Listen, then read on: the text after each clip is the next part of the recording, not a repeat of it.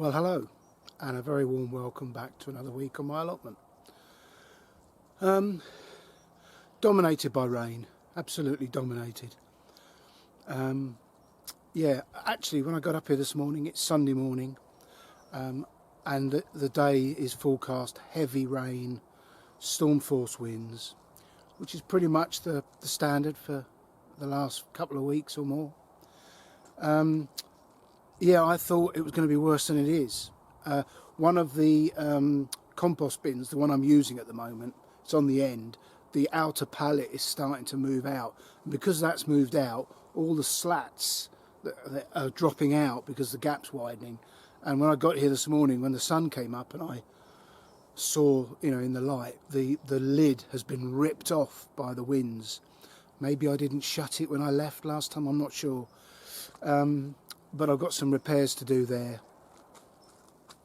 Yeah, these compost heaps, I think, are reaching the end of their life. I mean, they've got to have been in there for 4 years, maybe. 3 or 4 years. And they've served me well. But, when you make something out of pallets, you know it's not going to last. So I'm not expecting to do much on the plot today. Like I say, I was expecting the groundwater to be worse than it is. There's no standing water, although, when it starts raining later in a few minutes, it'll be standing water because there's nowhere, the ground is saturated. Anyway, it's that time of year when, and the weather is so bad that you just have to accept it and stay off the ground. I am itching to get at that last little bed of leeks. I think most of them have bolted, but I might be able to save 1 or 2. And then that bed needs sorting out, weeding and hoeing, and then hopefully covering. But I can't get on it at the moment, I'd sink into it. So there's a few little things I can do today. I think the heavy rain is due any moment, and it lasts till about midday, but then it might dry up a little, and then I might get a few jobs done. I'll try and do them now, but I don't suppose I'll get much done. I'm looking across the Severn Estuary, and it's absolutely tipping down over the other side. You can see it. I'm going to get a few things done. Not a lot. I've got a few things to talk about. And I'm going to do the end of year sweeps. I'm expecting to fit in another video before New Year. But I can't be sure. Family takes over at Christmas, quite rightly. So rather than, not show them, I'm going to do it in this episode, my allotment through by month. And then if I can squeeze in another one before New Year, I will do. So you're very welcome. Without further ado, let's have a look at the couple of jobs I've got. Right, well, first of all, I've got 3 bags here. And up at the Bigswear estate, he had an old wooden shed that was full of firewood for the old station where the fishermen go to have a cup of tea and have their lunch, etc. And that shed has, over the years, I've been going there nearly 15 years and I've never seen anybody use any of it. And the shed and the wood inside it, the firewood, have all rotted. It's just completely collapsing. And this week he asked me to dismantle it and burn it all on a bonfire, which I did. But inside the shed, where the firewood had rotted, underneath what was left of the firewood, was a sort of a rotted, crumbly mix. So I took my sieve that fits over my wheelbarrow, and he had a wheelbarrow up there, and it took a bit of a time, but it's made the most crumbly, beautiful mulch. Now, because it's made almost entirely from rotted firewood, I'm not sure it'll be particularly heavy in nutrients, but that's not really the important thing. The important thing is it'll make a beautiful top dressing. And I'm right next to the bed with my Brussels sprouts, and even though the Brussels sprout stalks are still there, I'm going to top dress around them with this beautiful crumbly mix. I'm really pleased with it. So that's one job. And I have said it in a previous episode, but I would just say that my initial worries about the Brussels sprouts not producing a sizable crop are, well, they're not unfounded, but it's come good in the end. This one particularly looks like it's got Christmas dinner written all over it. And these ones here, this one is called Braemar, which was an experiment, and they're still very, very small and not really usable. But my usual clubroot resistant variety called Crispus have really bulked up since I chopped the tops off. So I'm taking some home for dinner tonight, and we will be having those on Christmas Day as well. There's been a development with the green manure. I went through my old seed packets and I have found the seed packet that relates to this green manure, so I'll talk about that in a moment. But on the packet it said, under no circumstances let it flower, and the predominant plant was covered in the beginnings of a beautiful bright yellow flower, and obviously the reason for not letting it flower is it doesn't drop seeds. So I took the decision there and then to chop it down, which is what the whole point of a green manure is anyway. So I've chopped it with a pair of shears. I'm going to leave this now till the spring. Most of it will rot down, and then some of it I may have to hoe off and just, you know, leave it as a top dressing. But I took that decision this week, as the seed packet said, don't let it flower. And there's the other one over there. Here under my rose arch is a volunteer asparagus plant. It's just appeared out of nowhere, and I read something this week, which I shall talk about in a second, that explains why that is there. And again, I've been back to the customer, I go every Thursday, that has an area of woodland in his garden, and I mowed up another section of leaves. So that's 3 bags of chopped up leaves. I'm not sure they'll all need to go on this bed, but I've got a series of beds that have not had any kind of top dressing. And although I don't think leaf mould is ideal, or leaves, it's all I've got at the moment, so it'll have to do.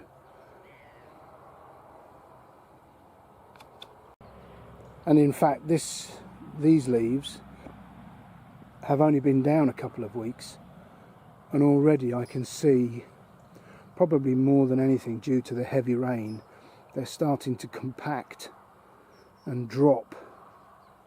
So we shall see in a few months' time. And this is what leaf mould looks like a year after, or a few months after it's been put down. You wouldn't know it had been on there. And these onions look good, as does my one bed of garlic. Well, the nasturtiums have looked better. But I did say I would let this flower bed just, you know, decay over winter, and I'm going to stick to that.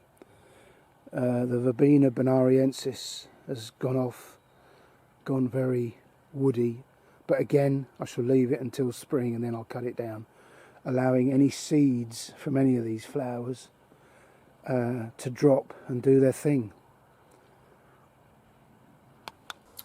Yeah, I'm busy filling in a notebook at the moment that's alphabetically indexed. So under A this week I've been writing about asparagus, and I'm using various different resources to write it. It's not just my knowledge, which is very limited but practical. I'm drawing on various books and online resources to write down, you know, how to grow them, what the pests are, etc., etc. And I'm going to hand that on to my son-in-law Carl, who is keen to learn more. And I was writing about asparagus, and I came across the RHS website, which is you can imagine, is a very useful tool. And it talked about asparagus. When it goes over in the autumn, there are male and female plants. Now, I mean, that's common sense, I suppose, but what I didn't know is that the female plants produce berries. And what it said in this write-up about asparagus is, it is best not to let the berries mature. So either you chop the plant down or you take the berries off, because if you allow the berries to mature and ripen, they will be eaten by the birds, and then the birds will distribute the seed, which is exactly what the plant intends. Hence my asparagus plant growing, you know, a long way from the asparagus bed under the rose arch. And it also says that some people who are very keen on a high yield of asparagus remove, you know, once the berries show themselves, that identifies the female plant, and the female asparagus plant doesn't crop as well as the male plant. So some growers take out the female plant altogether and replace it with a male. Some just pick off the berries, and by picking off the berries, the female plant puts more effort into its crop the following spring. Well, I didn't know that, and I remember, you know, when I look back in my memory at the asparagus, in fact I'll probably look back at one of my old videos, I know I had berries, and I had quite a few. Well, I've been waiting 3 years from growing that asparagus from seed. Next spring is my first pickings, and now I've learned that because I've got female plants, it's best to remove them. Now, I don't think they're all female, and you know, my memory doesn't serve me that well, but it's interesting to know, and I thought I'd pass it on. If you grow asparagus, you may already know that, but I didn't know that. Either take the berries off in the autumn when they appear and before they ripen, or if you really are very serious about your yield, remove the female plant altogether and replace it with a male. I thought that was quite interesting. The world is just set against you, isn't it?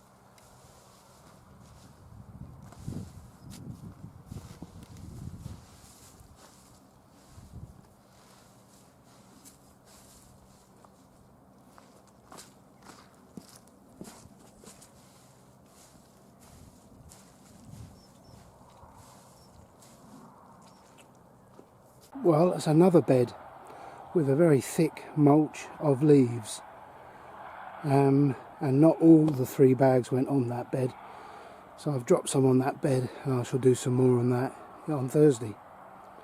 Very happy with that. And in a week the snowdrops have really developed.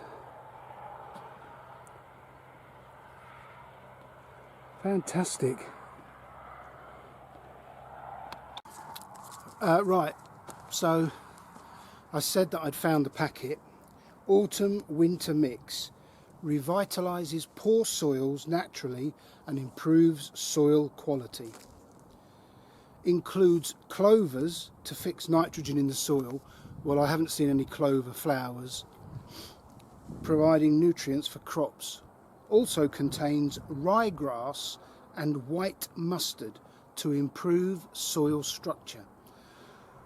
So I'm assuming that those yellow flowers were white mustard.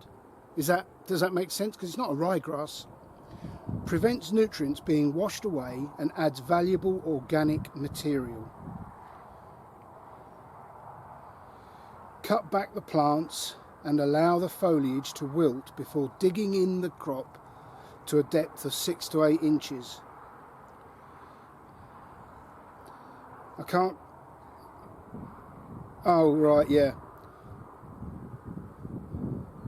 Leave plants in the ground until the soil is required for use, but do not let them flower and set seed. So there you are. I've got it on the packet. So now I know what it is. So hopefully I've done the right thing. And for my granddaughter Lexi in Canada, just to let her know she hasn't been left out, the snowdrops that she helped me put in there are coming up. So we'll have some flowers in a month or two. In fact, maybe not even that long.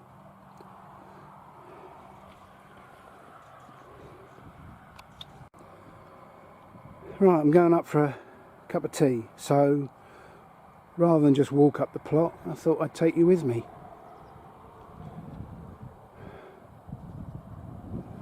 This drum that I got must be a fortnight ago.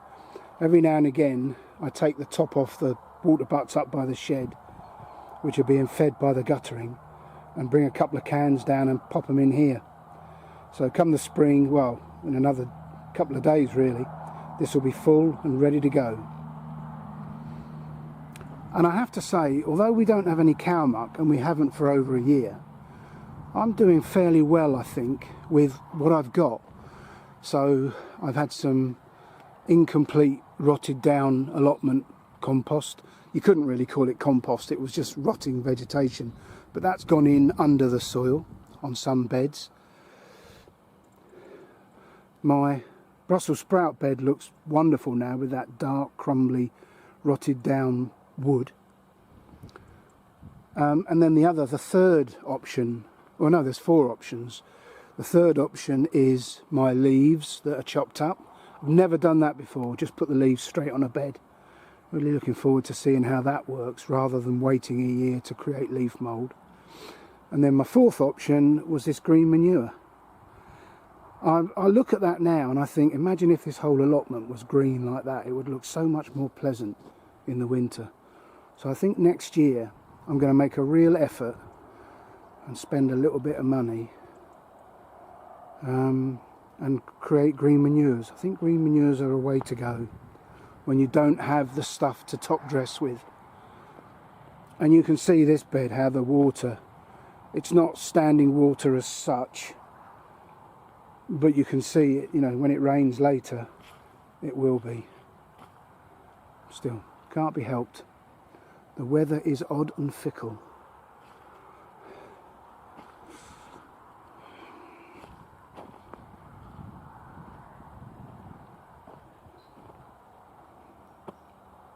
Brew time.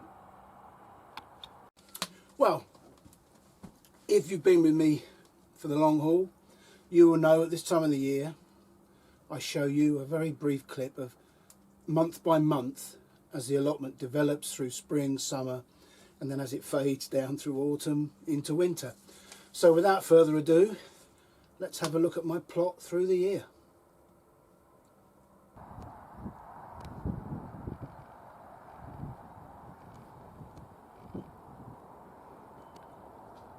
January.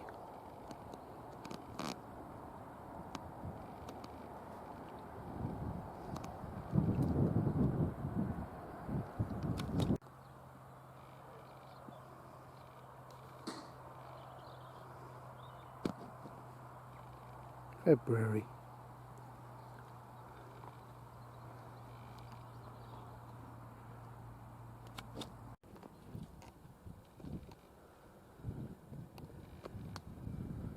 March.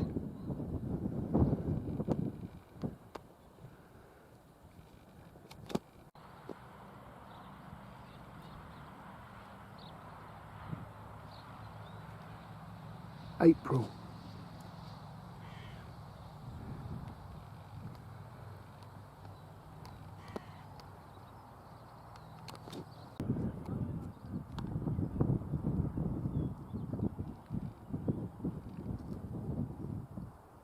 May.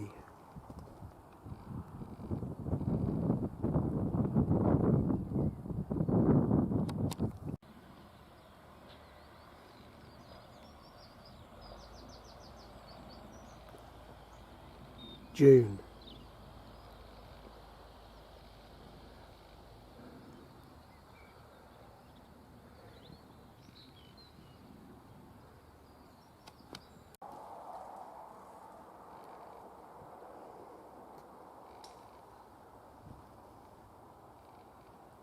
July.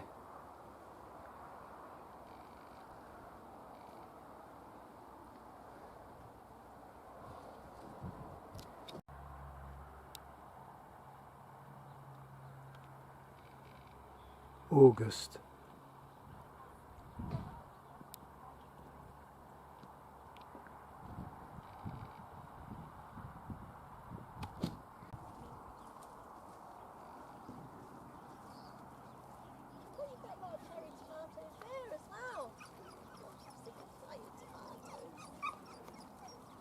September.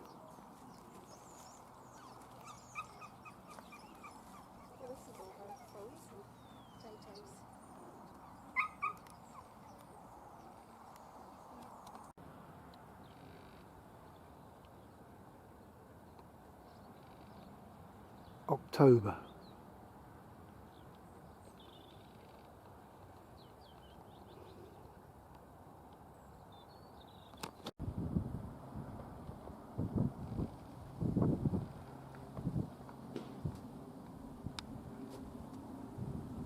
November.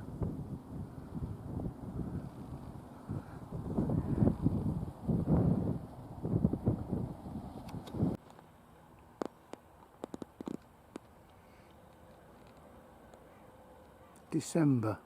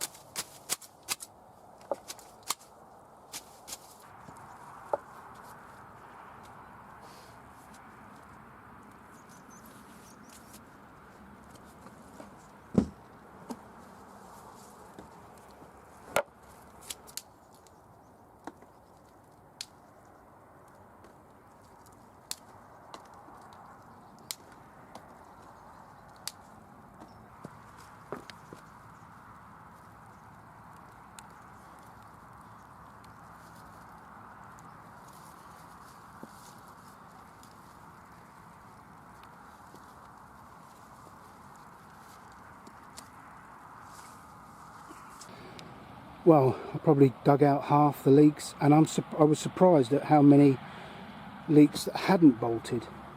So very happy with that, and I'll dig them out sometime this week, get them in the freezers.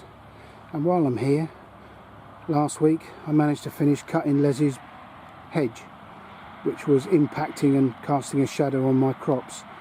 So very happy to have got that chopped down, and next year I might take it a bit further.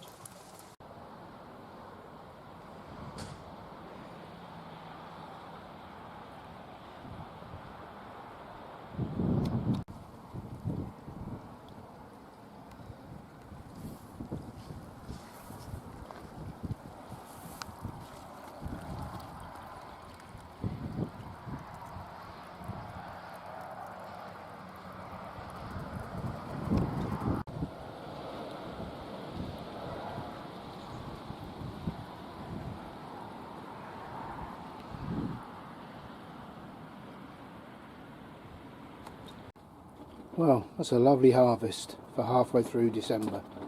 No polytunnel, no greenhouse, and yet I'm still picking wholesome organic vegetables in the middle of winter. Fantastic, really pleased. Well, this segment is entitled, Wow, I Never Knew That.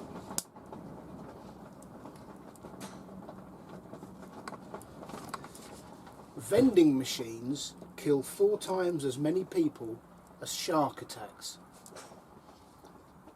Frederick Bauer invented the Pringle can. When he died in 2008, his ashes were buried in one. The average 4-year-old child asks 400 questions every day. Just send them to their bedroom.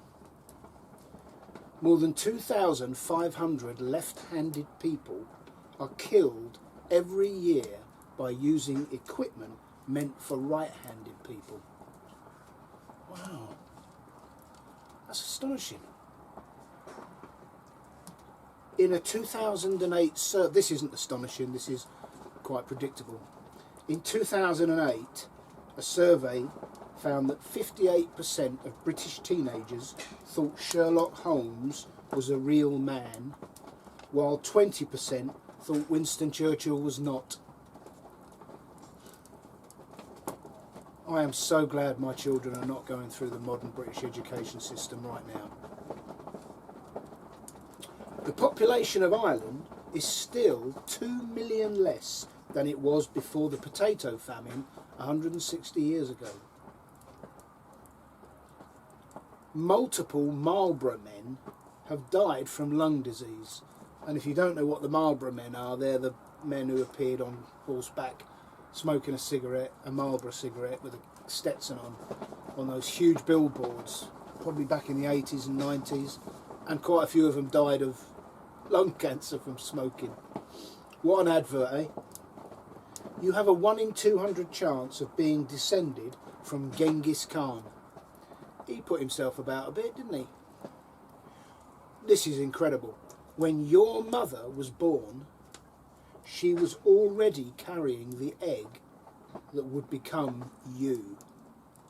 I know from that book by Bill Bryson called The Body that women, girls, are born with all the eggs they will ever have already inside them at birth.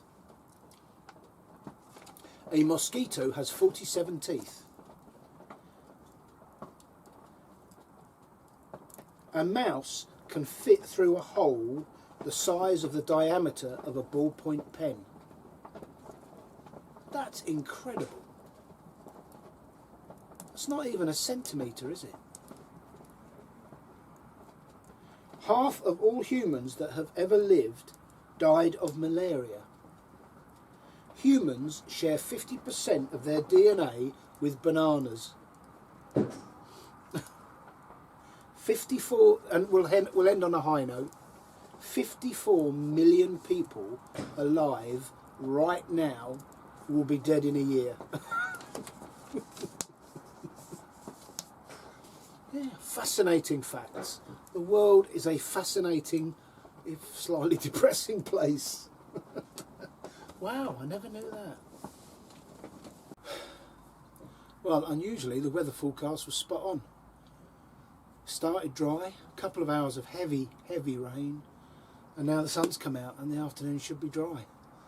But there's standing water everywhere. As you saw, the irrigation ditch, the Hanley Canal as I like to call it, is flowing hard. And there's nothing to be done. You know, I just can't do anything. So I'm going to quit and go home. So thank you for joining me. Like I say, I hope to put out one more, probably between Christmas and New Year, because I don't do a great deal of work during that time. Most people, you know, don't want you in their gardens during that holiday period. So hopefully I'll get a couple of days up here. So yeah, I'm really looking forward to next year. I'm quite excited to share my news with you all. It's quite a significant year for my family next year.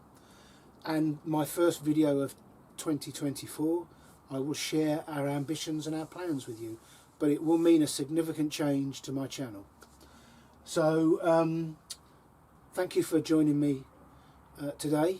Thanks for sticking the length. And like I say, all being well, I shall see you just after Christmas. So it just leaves me to say have a wonderful Christmas. And I shall see you before New Year. So look after yourselves, take care, bye for now.